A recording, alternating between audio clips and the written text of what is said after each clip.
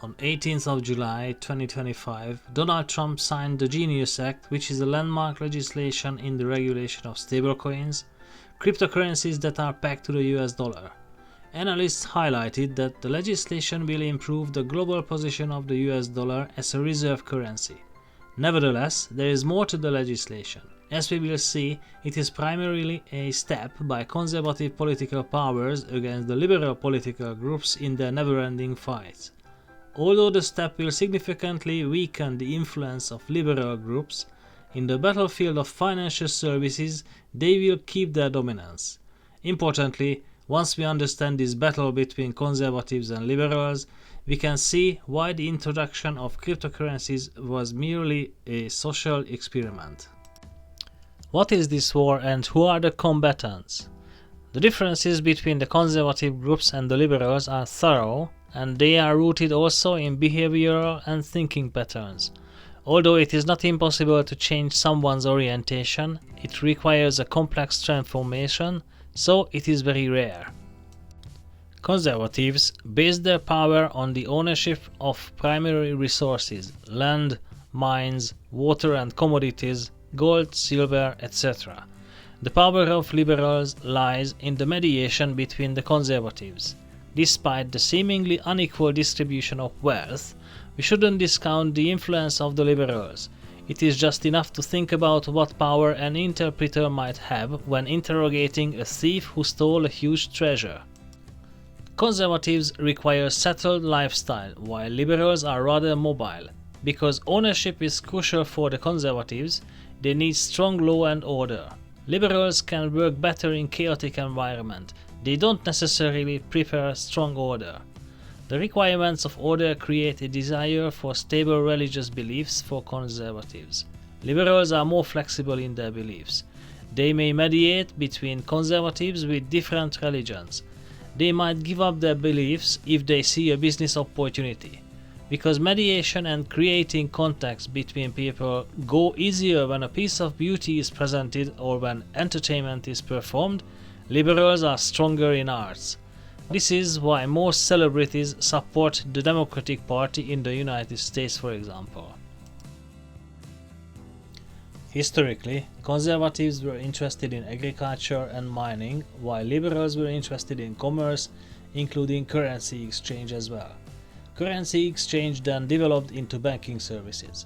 Today, conservatives own agriculture businesses, real estate, mining corporations and commodities, for example gold.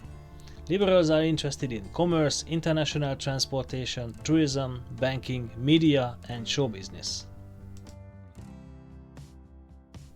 To a varying extent, both groups own manufacturing capacities. Liberals are predominantly interested in transportation, while conservatives own machinery production, such as whiteware, whose production can be amended into producing arms and weapons. It is hard to underestimate the influence of the banking system in the capitalist economy. The banking system mirrors the actual events in the real economy and provides the necessary funding and liquidity. Macroeconomic textbooks cannot emphasize this influence more.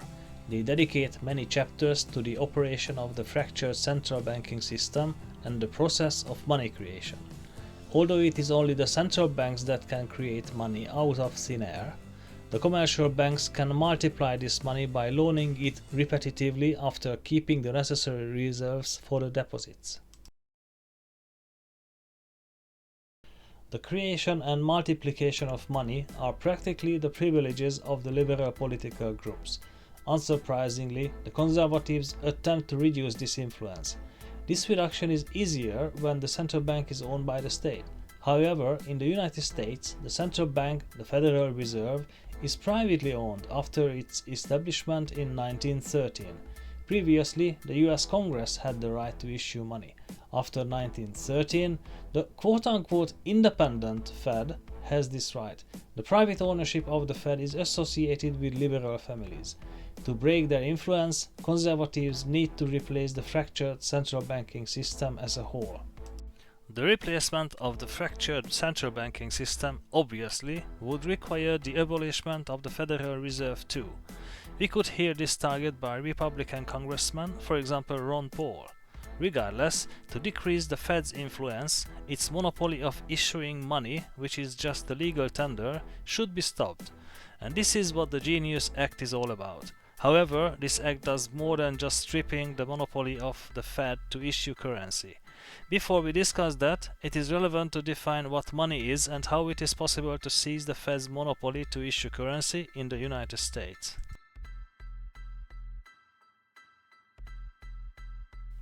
To have any type of currencies, the currency needs to fulfill 7 prerequisites. 5 of these prerequisites are called the functions of money in economics. First, it needs to be a medium of measuring value. Although the Bitcoin as the most famous cryptocurrency fulfills this prerequisite, the stablecoins would be even better in this. Second, the currency needs to be a medium of exchange when the ownership of goods changes at the same time when payment occurs. Importantly, this prerequisite is difficult for any cryptocurrencies because the transactions are quite tedious owing to the authorization steps of the blockchain technology.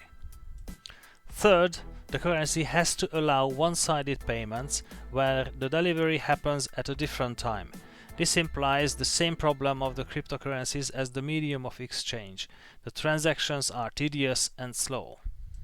Fourth, the currency has to serve as a medium to store value or create wealth. The cryptocurrencies fulfill this requirement too. Fifth, the money has to be accepted internationally. Cryptocurrencies meet this prerequisite. Sixth, it has to be accepted as a reserve asset by the central banks to be able to fund government debts.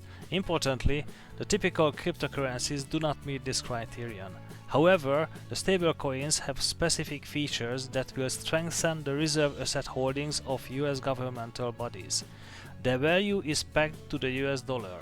More importantly, the issuers of the stablecoins have to hold the tranches of the coins in US dollar, treasury bills, or in other reserve assets. This will definitely help with funding the US government, so practically, in this way, the stablecoins indirectly fulfill the reserve asset criteria as well. Seventh, the currency has to be credible for the public. In other words, the members of societies have to believe that it serves as a medium of exchange, medium of measuring value, and all the other criteria. The period after the introduction of Bitcoin in 2009 proved that cryptocurrencies meet this requirement. Here it is worth discussing the relevance of Bitcoin in more details because it has robust implications to our understanding of the battle between conservatives and liberals. The Bitcoin was introduced in 2009, right after the global financial crisis. There are various theories about the person who wrote its code. The name Satoshi Nakamoto was believed to be either a CIA or an FBI codename. We have reason to believe that the code of Bitcoin was written as part of the preparation to the global financial crisis, and the authors of the code are conservative think tanks. The code itself is so simplified that it must have gone through various iterations so it became elegant and clarified. In a creative process, a text or a script is ready when there is nothing to be removed from it. The code of Bitcoin is as such. Besides, the blockchain technology allows tracing all the exchanges of ownerships. This kind of control is a conservative feature. Liberals wouldn't be bothered by the traceability of the currency exchanges. For a conservative, however, it is seventh heaven. The capitalization of the Bitcoin constitutes about 59% of the global capitalization of cryptocurrencies in 2025. It is close to $4 trillion US. Therefore, it is accurate to call Bitcoin as the flagship of cryptocurrencies. Nevertheless, with the Genius Act's ruling, Bitcoin's historical role appears to be very simple. Those who intended to replace the fractured central banking system had to test the cryptocurrencies whether the public would believe they do represent value so they can fulfill the functions of money. Now conservatives are confident that cryptocurrencies meet this credibility prerequisite. In the case of the fiat currencies, the currencies with no intrinsic value, this test occurred during centuries. After the establishment of the first central bank, the Bank of England in 1694, during the 18th century bankers actively disputed whether it was possible to issue more banknotes than the gold reserves of the central bank. After various crises, for example in 1797, the debate was resolved by the Bank Charter Act of 1844, and the theory that more banknotes can be issued was enacted into law. Similarly, after 1933, the US dollar was no longer backed by gold either, just by legal tender. In the case of cryptocurrencies, this test about their public credibility was successfully performed for 15 years. Despite all the warnings of investment bankers, the cryptocurrencies are still valued highly even though they do not have any fundamentals or intrinsic value. After this relatively short social experiment, the cryptocurrencies proved that they fulfill the credibility criterion of currencies, so they can be introduced for broader purposes. From this vantage point, the rulings of the Genius Act are aiming at creating a new banking system that would decrease the influence of the liberal political groups. Then, the question is this: who will win the battle for the financial system? Will conservatives defy the liberals, or can the liberals maintain their dominance in this field? To get the right answer, we need to assess the strengths of two opposing forces. First, as mentioned earlier, the Genius Act does more than just deprives the Fed's monopoly of issuing currency. The act aims at creating a money less variable than the existing fiat currency by banning interest payments on stablecoins. This ban will invoke the Gresham's law of money. This law argues that the bad money would squeeze out the good from circulation.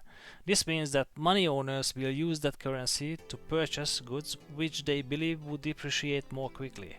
For example, if there were golden coins and silver coins in circulation, after a while people would keep the golden coins and would use only the silver coins for purchases because they believe the silver coins would not hold their value.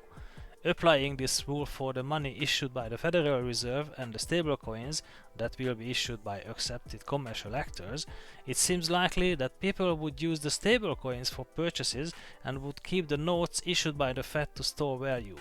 This is simply because the stablecoins would not yield interest when they are deposited in a bank. This regulation of the Genius Act directly affects the influence of the Fed. Once they do not know how the freshly issued notes would affect the circulation of money, they certainly lose confidence in their own power. Even macroeconomic textbooks need to be rewritten after thoroughly considering the effects of stablecoins in money creation.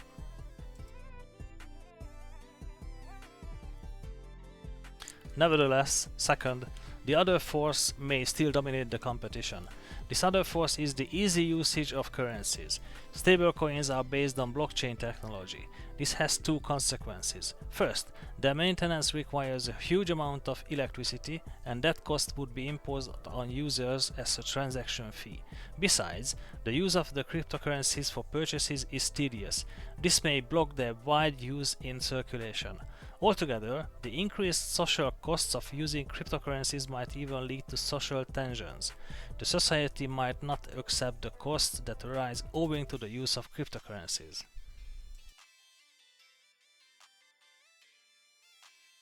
Meanwhile, any credit card company, for example Visa, can process thousands more transactions in a second than crypto operators can. For the second reason, it seems likely that the liberals will prevail in the banking system, mostly because they had centuries to develop their technologies.